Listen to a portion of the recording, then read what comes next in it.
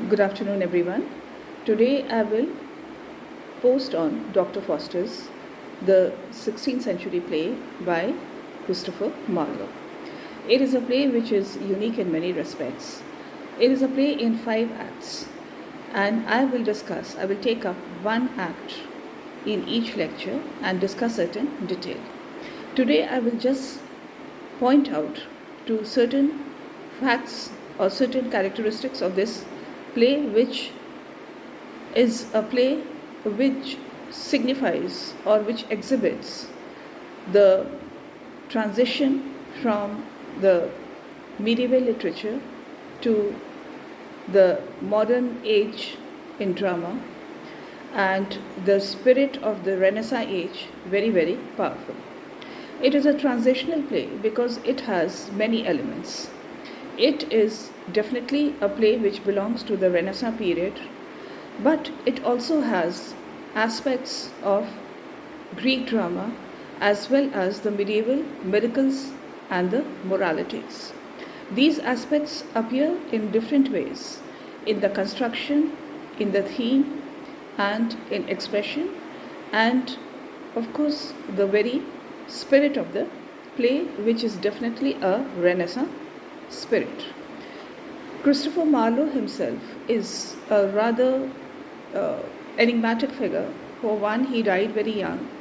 He is born in the same year as Shakespeare, that was in 1564, but his career began much earlier and ended also much earlier.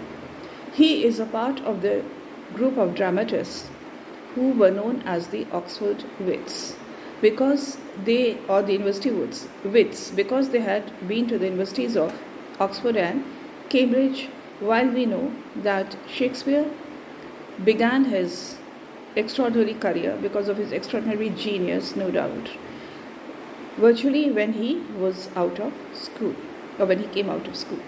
So these early dramatists, these pre-Shakespearean dramatists and poets, they had the education of the classical literature with which they had been exposed to in their time at the universities of Oxford and Cambridge. Christopher Marlowe, along with Nash, Kidd, Lyly, and Spenser, was a part of a brilliant group of poets and dramatists.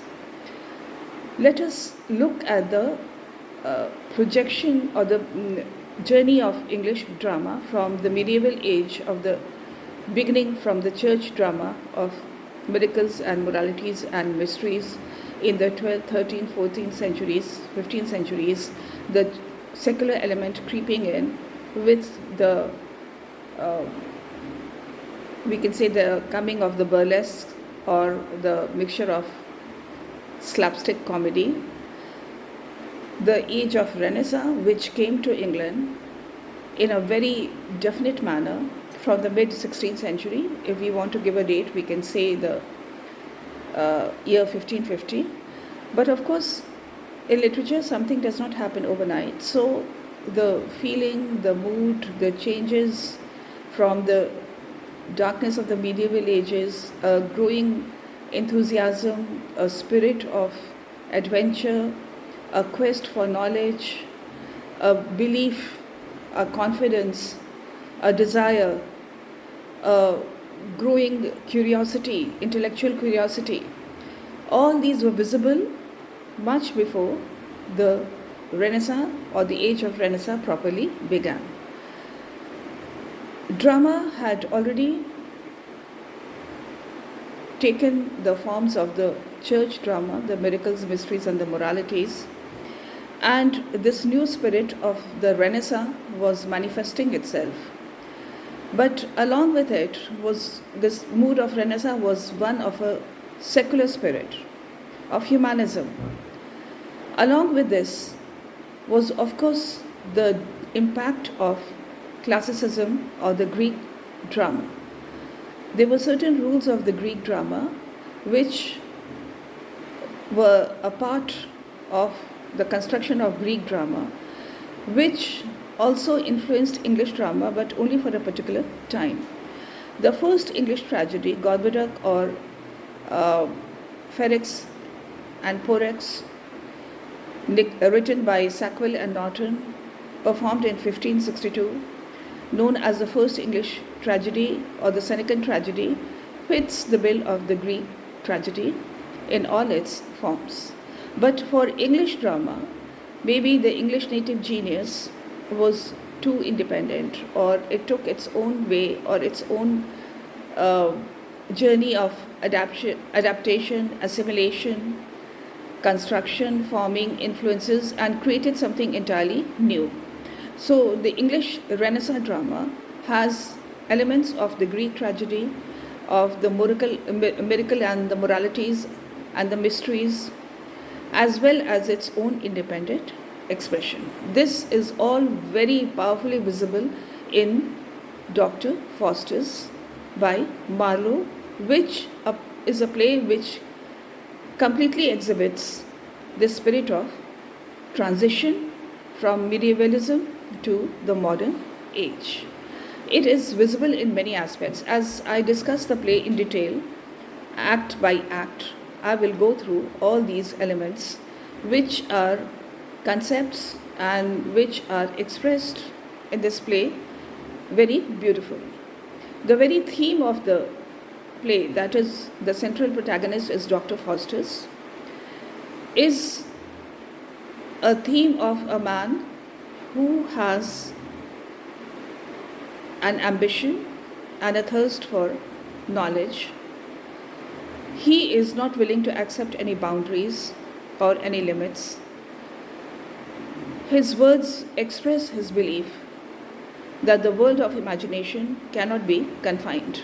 And of course, many critics say that Marlowe himself, who died very young, who was a rebel, who lived a very unconventional life, much is shrouded in mystery about him. And the way he died also is quite full of sensational elements. His protagonists were a reflection of himself. His plays are, Marlowe was born in 1564 and he died in 1593, so at a very young age, and a violent end in a drunken brawl in a tavern. But there are some theories which say that he was leading a double life, that of a spy, and so most probably it was a death related to his activities as a spy. Marlowe's play, so his career was cut short, but during his short career he wrote a number of sonnets and poems, and his great plays are all tragedies. English drama first took the form of tragedy in Gorboduc, that is perhaps the impact of the Greek tragedy. So Marlowe's plays are Tamburlaine, The Jew of Malta, Dr. Faustus, and Edward II. Almost all his plays express a desire for power, a desire for wealth in The Jew of Malta, a desire for power and conquest in Tamburlaine, a desire for again power in Edward II, and in Dr. Faustus, a desire for, or an ambition or a desire for knowledge. So coming back to Dr. Faustus, the legend of Dr. Faustus is a powerful story in German folklore, and it is one of the famous legends of the West, that of a necromancer, a great scholar, a man with great knowledge in search of infinity and forbidden knowledge, and choosing the wrong way to achieve it, that is through necromancy and black magic. We must remember that in the 16th century and even earlier, the ideas of hell and heaven and black magic and sin and punishment, damnation, all these were powerful ideas and a part of their belief system. Marlowe's Dr. Faustus. Dr. Faustus is a great scholar, but he's also a rebel, like maybe Marlowe himself. He is very confident of himself. He is full of pride and a self-belief, again very Renaissance spirits. He is not ready to accept any boundaries. This again was a very Renaissance feeling. This desire to conquer the unknown. This desire, this belief that man was a glorious creature and man was designed for greatness. Dr. Faustus is very conscious of his potential, and he has achieved a lot in life. He has mastered all the branches of knowledge, but there the thirst for knowledge still remains. And he wants to know more. He wants to know something which is forbidden to man. And this feeling that one is a man, one is mortal, one is hemmed in by certain limitations, this desire to go beyond the limits was a Renaissance spirit. So, in the theme, in the persona of Dr. Faustus, the play exhibits a very Renaissance theme: desire, ambition, pride, confidence, curiosity, and intellectual power. These were ideas which had come in with Renaissance and the belief in man's abilities, this humanism, this element of humanism. At the same time, the idea of sin, temptation, and damnation. These powerful ideas, medieval ideas, Christian ideas. So, on one level, this play is also called a very Christian play, which had filtered in from the medieval ages, from the miracles, moralities, and mysteries, is also a part of the construction of this play. It is present in the constant presence of the good angel and the bad angel. The good angel and the bad angel are devices which were used in the miracles and the mysteries and the moralities.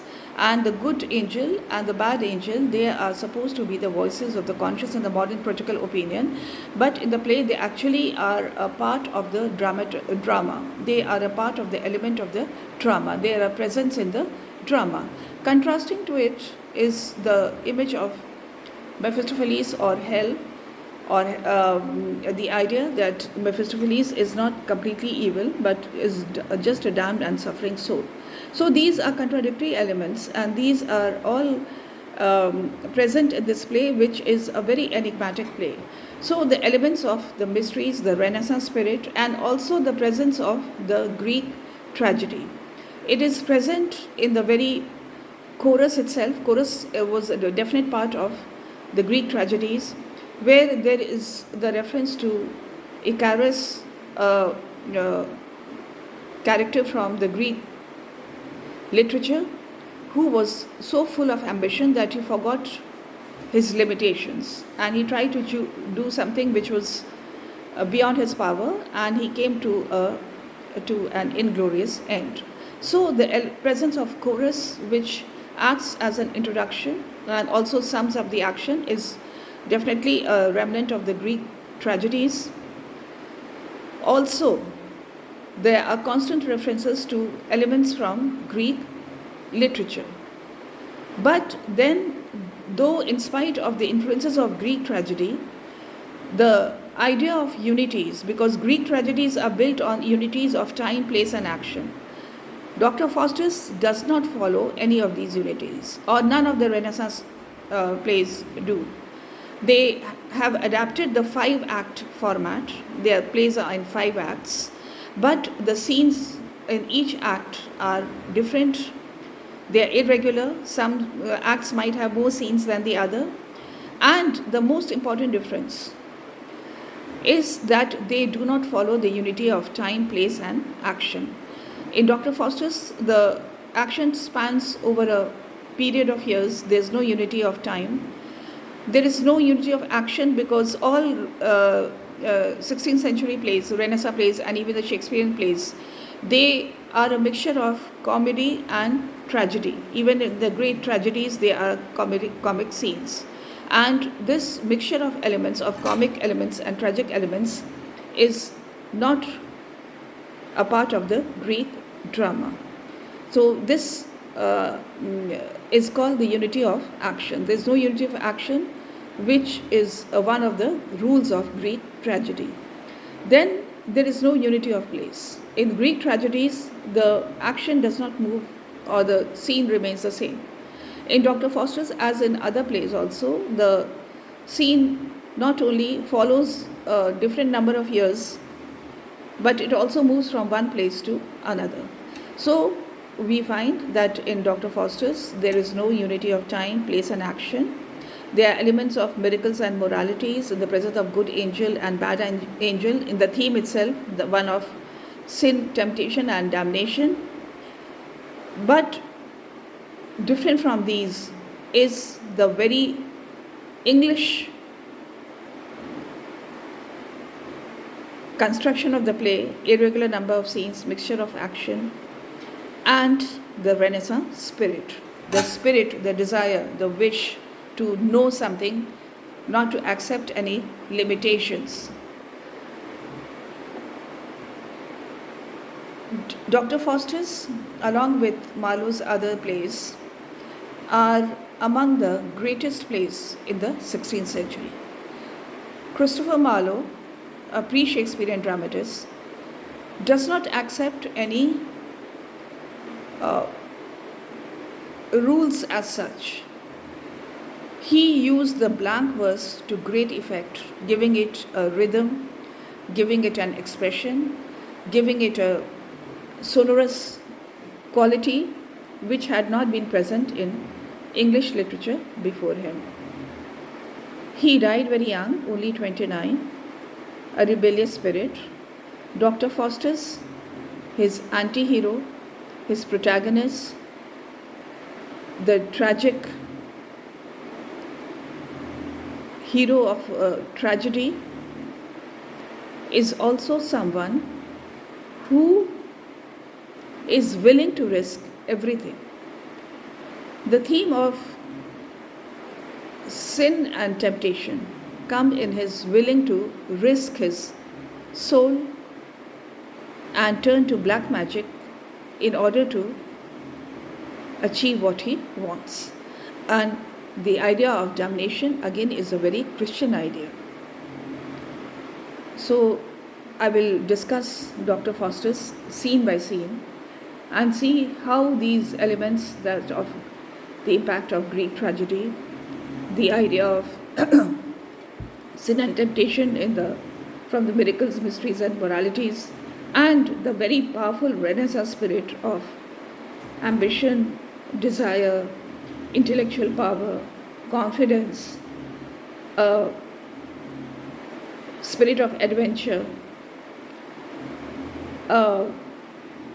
curiosity, consciousness of one's own potential come together very powerfully in Dr. Faustus, making it one of the greatest plays of English literature. So keep